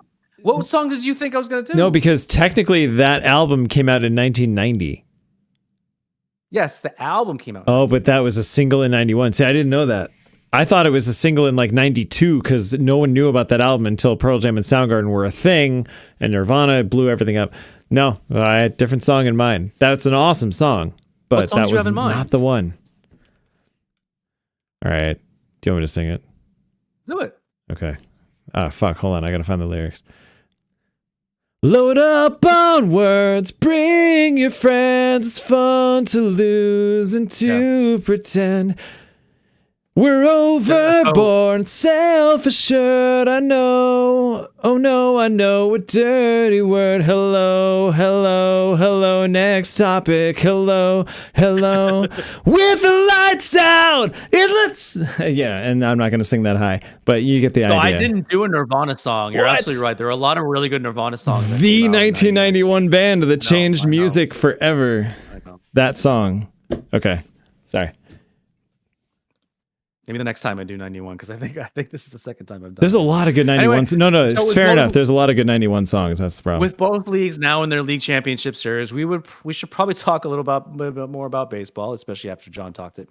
So now, while John seems to think that no one will touch the Los Angeles Dodgers, and they certainly have the roster to repeat as champions. While watching the NLCS, it was discovered that Game 1 starter Blake Snell was using a cheat sheet, much like outfielders use to find out their defensive placement for each batter. Not only that, but Snell was the one calling his pitches, where most have the catcher call their game. Needless to say, it resulted in 8 scoreless innings and 10 strikeouts, and also a Los Angeles Dodgers victory. So everyone, will we see more MLB pitchers like Blake Snell start using a cheat sheet and calling their own pitches? I'm kind of shocked this hasn't already. Yeah, I'm surprised it hasn't already happened. I agree. Like, there's a couple reasons. What would stop them from doing this? A lot of times, a catcher is, while maybe not the official captain of a team, is at the very least like the captain of the pitching staff. The catcher knows intricate details about all of the pitchers and is supposed to study up on some batter tendencies as well. So that's one reason why, like, overwhelming majority, why catchers call the game. The other reason is the fact that catchers, this is going to sound funny, can hide their signs in their crotch. You do see a lot of crotch signs. That's true. Yeah, that's where they're doing the signs for what pitchers to use. You know, the 1, 2, whatever number, and a pitcher has to stare at a catcher's crotch in order to find out what pitch that the catcher wants to throw. With regards to what Blake Snell, he was essentially using his belt to tell the catcher what he wants to throw. Now the problem with that is very similar to a third base coach that has, like, all those little signals that they're using to call the play. Is eventually someone can figure out what the code is, what they mean, what the code is. And some teams do change it up during the game or over the course of the season, somewhere along the lines and whatnot. And you have to do that with with the third base coach because again, it's in plain sight. Sometimes a pitcher and catcher have to do that when there's a runner on second because the second, if the runner's like right behind the pitcher, you can definitely see what the signs are, and they have to change it up. So having a catcher, isn't doing the signs isn't 100% fail safe, but I don't know. There's certain pitchers I think that can do this though, like the Greg Maddoxes of the world, like the really good ones, the ones that they're just super smart. I was gonna say this would take a very cerebral pitcher, right? Yeah, I mean, listen, Maddox called his own pitches. There was a documentary recently about what's his face? Who is his catcher? Maddox is. Well, there was a documentary about how the catcher would maybe how he was just like, yeah, just this is how he did it, and Greg called his own pitches, and it's because he knew exactly what he wanted to do. And a lot of what's the big thing right now for Major League pitchers is velocity and spin rate, right? Mm-hmm. And and they're young. There's a lot of really young pitchers. And John, you and I talked about this. The Miz in Milwaukee, the kid can throw 104 miles an hour, which Holy is shit. the hardest that anyone can throw in the majors right now. But he can't really locate his pitches. So do you want someone like that really calling a game? Probably not. Probably not. No, if you can't control it, probably not. I want to talk about. I think this might be able to translate a little bit. I mean, Peter, you play tennis. Mm-hmm. Did you and your coach, I'm sure, had a certain game plan when it came to what you were supposed to do in a match, right? Yeah, there were certain. We played like teams, or I played one doubles, so I playing 4 years at college. Like you'd play the same people again, kind of, and you kind of knew their play style, and you kind of like played against it. My partner and I would use signs. We would use like a signal on what we're doing. So okay, but at a certain point, would a coach rely on you and your partner to call the match, or yes. is this like a certain game plan? So, but what you have to be to a certain point in order to get to that. Like the coach isn't gonna let you do that. It's gonna do that for anyone. Or no, you have to. Is Yeah. that the case? It depends. I mean, my partner and I, we played all 4 years together, so we kind of made our own shots because we knew how my partner would work. He knew how I'd play, I know he would play. But yeah, it didn't start off like that though. Usually my coach made the shot until he felt like we were like one. So you guys had to get to a certain point in order for you to be able to call your match. Okay. Mm-hmm. Interesting. So a lot of major league pitchers are so young. They're so young. There's very few exceptions, I think, that a major league manager, because again, everyone's making millions of dollars and there's millions of eyes watching them. You have to get to a certain point in order to trust the player to essentially call their own game. And that's across all sports, not necessarily just tennis and baseball. Yeah, I was going to say, like, there are very few NFL quarterbacks that have done it, let alone be very successful at it, right? The generals out there, you call them, right? The surgeons on the field. Like Peyton Manning was always famously one. Tom Brady, at least through like the latter stage of his career, right? Probably Joe Montana, maybe. Jim Kelly was famous for calling all of his own plays in the field. I don't know about Marino. I'm sure that he was. Yes, you just listed all Hall of Fame quarterbacks there. Yeah, so basically, if you're in the Hall of Fame, you're probably pretty good at calling your own plays. I'm surprised though that there aren't Hall of Fame pitchers that have the same pedigree, with the exception of a couple like the one that John mentioned. Yeah, Greg Maddox was definitely up there. Okay, yeah. I don't. While I don't think that this was ever really talked about a lot, I believe Pedro was doing that for a while too. Although keep in mind, his catcher, especially on the Red Sox, was Jason Varitek, and I love to bring this up, especially when Jeffem is around. Jason Varitek caught 4 no-hitters for 4 different pitchers. Damn. So essentially, when you're a catcher, you get to have a certain pedigree as well. And you trust what the catcher is going to give you, the game that he's going to call, right? So that's the pitcher whisperer, basically. That was Veritek. John, do you think that's going to happen with the Yankees? Are they going to trust Austin Wells, or are they going to trust themselves? I don't know. I mean, the thing about the Yankees pitching staff right now is that it's either going to be very good or very bad in a real way. And I don't. All right. So if the Dodgers, I don't think Austin Wells or Ben Rice is going to be the guy who's going to say whether or not it's going to be good or bad. I just don't think they're going to ever work like that. If the Dodgers do end up winning the World Series and Blake Snell continues to call his own pitches, is this going to become more commonplace, you think, in baseball? Baseball is the slowest sport in the combined kingdoms. I do not think baseball is going to change very quickly, because it's literally just maybe going to do robot umps, even though it makes perfect sense. And anyway, Mark, I think you know what time it is, my friend. Wait, hold on. We missed the do-do-do-dos. Start again. Yes, no, why are they going away? Back up. Where are they going? What? It doesn't like the do-do-dos. All right. I'm just going to do it.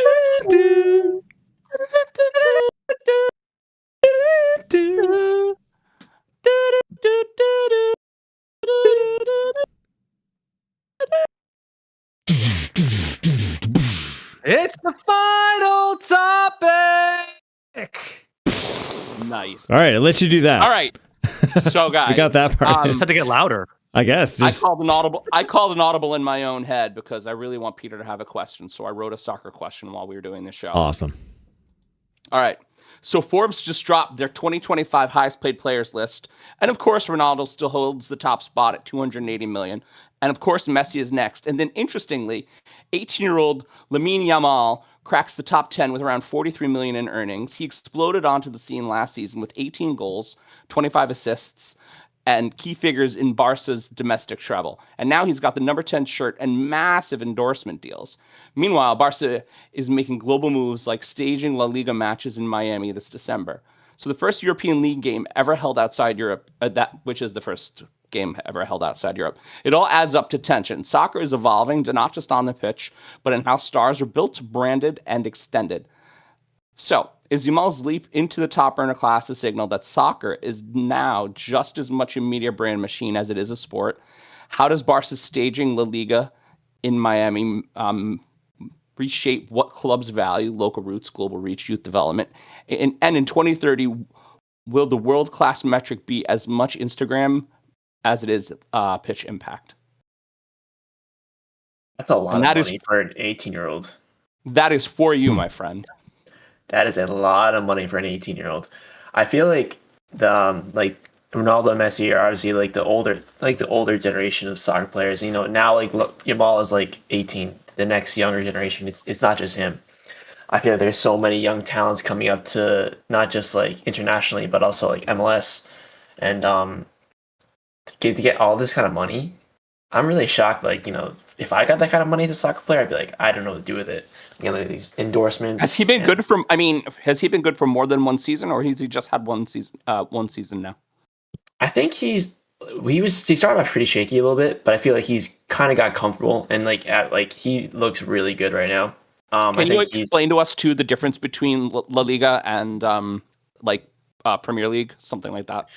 Yeah, La Liga is with Barcelona, Real Madrid, the teams that play mostly in Spain, and there's some big team names, and the Premier League is mostly focused in England, or Chelsea, Manchester City, and teams like that. But they're very different leagues. I feel like La Liga has a more skill-based kind of play, and compared to the Barclays, where it might be a little bit of physicality, but just as similar. I've always been curious to see if a La Liga team ever played a Barclays team, putting let's say Barcelona against Manchester City, two big team names right there, what would happen? And now is that different? Are those two leagues different from the Saudi leagues? I think so. Oh, absolutely. Mm. Yeah. And is the play there even more different? You have to teach us. I know. And the listeners. Yes. There's it's different, like comparing, let's say, Major League Soccer, like in North America, like the Revolutions, for example, or playing in the MLS, comparing to playing a Liga, and then comparing to playing in the Premier League. Every region is different, like play style is different. Like, one of my good friends lives in France. Like, she plays in France, and when she came to stay in Rhode Island, play like adult leagues, she was like, Americans play more physical here, not as tactical. Interesting. Okay. So That makes sense. It sounds about right. Yeah. That sounds like But, Dumb brute force Americans. yeah, that's true. But it's different. Some teams prefer the physicality of games compared to skill based. But Sure. I think a Liga is more skill based. As you can see, like Yamal is really good with his feet. Just like I definitely can see Messi saying the same thing. When he transferred over to Inter Miami, comparing from Barcelona, is very different game style. So, What do you think about Messi's MLS experiment? Is this like the top world players come to America to make some more money before they retire? Is that what that was, or is it? I think he came to North America to make a lot of money, and he's the first person to. I wasn't sure this is true or not, but he doesn't like turf. Absolutely hates it. He was like, he wants to play on grass. So I think plays very well on it. Yeah, he does. But we actually had that conversation with Marlon last week, or 2 weeks ago. Yeah, about turf versus grass. I recently watched a documentary on that too, about why certain types of turf are injuring so many players as well. It's pretty fascinating. I didn't realize there's different type of turf. I There thought there was just one. And I forget the reason why, but so blades of grass obviously are a solid blade. There's a certain type of turf, and it seems to statistically have the most injuries. And yes, MetLife Stadium is one of these stadiums that has this, famous for their injured players on it. MetLife Stadium. Yep, the blades of turf grass have a gap in between them, and it quite frequently snags on cleats. And because there's no give, right? It's not like it's dirt that just gives way and just either pulls the blade of grass out or pulls a chunk of dirt. Instead, you just get snagged and your ankle goes one way because it's pegged on this fucking piece of turf, and the rest of you goes the other way, or knee, that was or like whatever. My ankle a month ago. Yeah, like it's horrific, and it's all the only reason for this design is to save a couple bucks, and because it holds up better against some kind of like wear and tear. Yeah, but like as a soccer, finish. As a soccer player myself, I always prefer to play on grass. I think it's a better experience for me. So as someone who watches professional soccer, because we don't, who is currently, in your opinion, the most talented professional soccer player? Oh my gosh! And is it Lamine? That's a really good question. I think Yamal is up there. I think he's doing really well. I think since he's so young, it's that next generation thing. The best player of all time. Oh geez. Or right now. I mean, a lot of people say it's either Messi or Cristiano Ronaldo. Do you agree it's one of those two? It's the real talk. It's either one or the other. I feel like they're both very strong players. What if? Would you almost have to say though it's league dependent, Pele, like best to play in this era? In this era, a lot of old school sports writers say that Pele is the greatest of all time. Well, he was always considered, like, at least when we were kids, right? He was like the Wayne Gretzky or the Michael Jordan, as we were talking in an earlier topic of soccer, basically. I believe him and Brazil won 2 World Cups. I think so. I think it was 2. Mm-hmm. Yeah. But you bring in an interesting point with these different leagues having very different play styles and philosophies. Not just like what formations are you doing or what, but like even just the bigger picture of like, hey, more physical, more tactical. So Yamal may be the best player in that league because of the way it is. Like, is he maybe like just the best talent for the best fit for that particular thing? Do you think maybe that's why he's so successful and as an 18-year-old able to do it? Whereas like if he was in a brute force league, he might get just physically overmatched and not be able to shine the way he is right now. That's a really good point. I mean, I think if Yamal like played in the MLS with Messi, it'd be a different experience for him. Like he might be smarter and faster than all those players, but he gets one massive like deck or check or slide tackle, and bam, he's done because he's an 18-year-old kid as opposed to like a 30-year-old with man strength. Mm-hmm. Well, and somebody like Mbappe who plays very physical, right? Yep. He's also a really good player too. And he plays for Qatar, so he plays in the Saudi League. Yes, I don't know. Changed? I don't know what team he plays for right now currently, but I know he was big on PSG. Yeah, he was on PSG and then Real Madrid. left. He went to Real Madrid, I think. So I he's don't in know. La Liga then. Yes, he's in a Liga with Barcelona. Yeah, so yeah. God, the Bengals just beat the Steelers. Yeah, that was honestly that was kind of cool to see it, like the ancient quarterbacks like meet in the middle of the field. Joe Flacco rides again. I am such a cooler. The timeless Joe Flacco. Oh The my legend God. of Joe Flacco continues. Dude. I was thinking like Joe Flacco's perspective in this game is like, holy shit, I have amazing wide receivers. This is fun. It's like, my team is super good. Like, and the only reason he didn't win last week is because he literally flew into town the day of the game. Right. Oh my, wow, that's crazy. I guess you can only come off the couch and win, get to the playoffs once in your career. He already did that for Cleveland, so he needed a week to warm up this time. Guys, I was so close to winning this parlay. I'm sorry, Mark. Yeah, no, I know they were up. Pittsburgh The got only it back. thing, you know what I got wrong was Pittsburgh winning the game. Oh no! Sad. Panda, how much?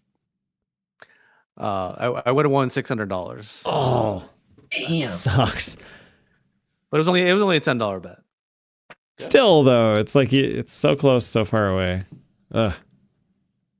I got the anytime touchdown right too. Like I picked Frymouth to do the anytime touchdown.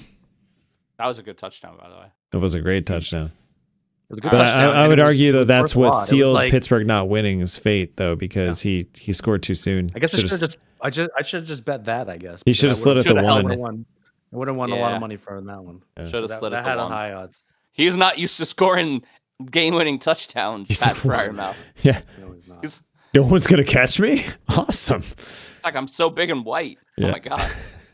So that has been our topics. We will be back in 2 weeks with our friend Madison Harris. In the meantime, you can catch up on our old episodes on our YouTube channel, www.youtube.com/@iftheseballspod. And don't forget to subscribe to us by tickling that little bell.